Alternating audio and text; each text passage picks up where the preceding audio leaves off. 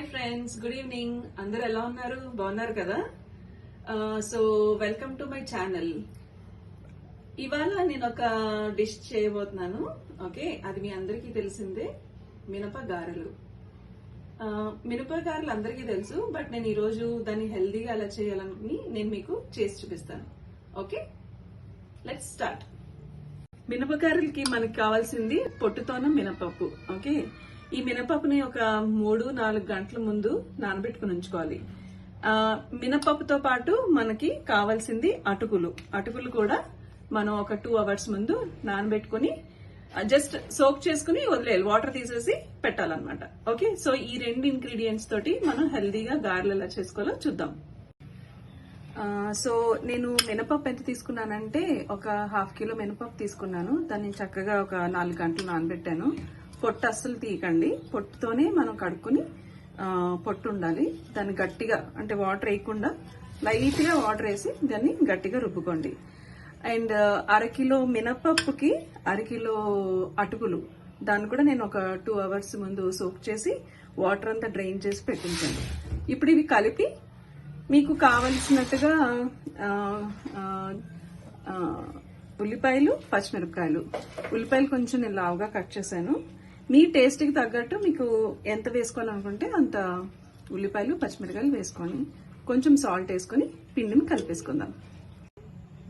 ఇప్పుడు అన్ని ఒక గిన్నెలో వేసుకుని అన్ని కలుపుకోండి, చక్కగా కలిసేటట్టు కలుపుకోండి. గారెలు ఎక్కువ నూనె పీల్చకుండా స్మూత్ గా క్రిస్పీగా రావాలంటే మీకు ఒక చిట్కా చెప్తున్నాను. దీనికి ఏం చేయాలంటే పిండి కలుపుకునేటప్పుడు కాస్త నూనె వేయండి. ఈ నూనె వేడి చేయక్కర్లేదు, చల్ల నూనె వేసుకుంటే సరిపోతుంది. జస్ట్ ఒక 2-3 టేబుల్ స్పూన్స్ నూనె వేసుకుంటే చాలు.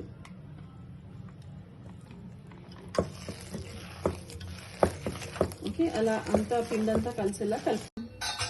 చాలా మందికి గారెలు వేయాలంటే చాలా భయం వేస్తుంది, ఎందుకంటే నూనె చాలా వేడిగా ఉంటది.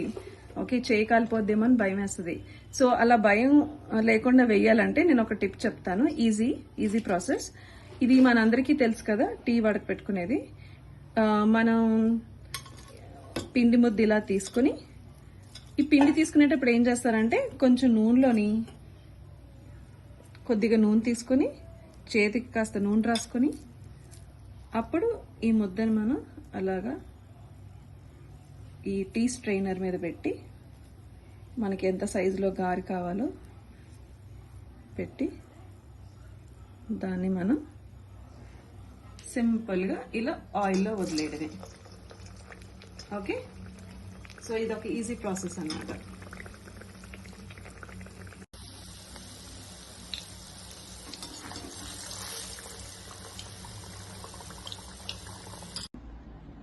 ఫ్రెండ్స్, ఇదిగోండి కరకరలాడే మినప గారెలు రెడీ టు ఈట్. సిరి, ఒకటి తిని చెప్పమ్మా, టేస్ట్ ఎలా ఉందో ఈ ప్లేట్ కింద.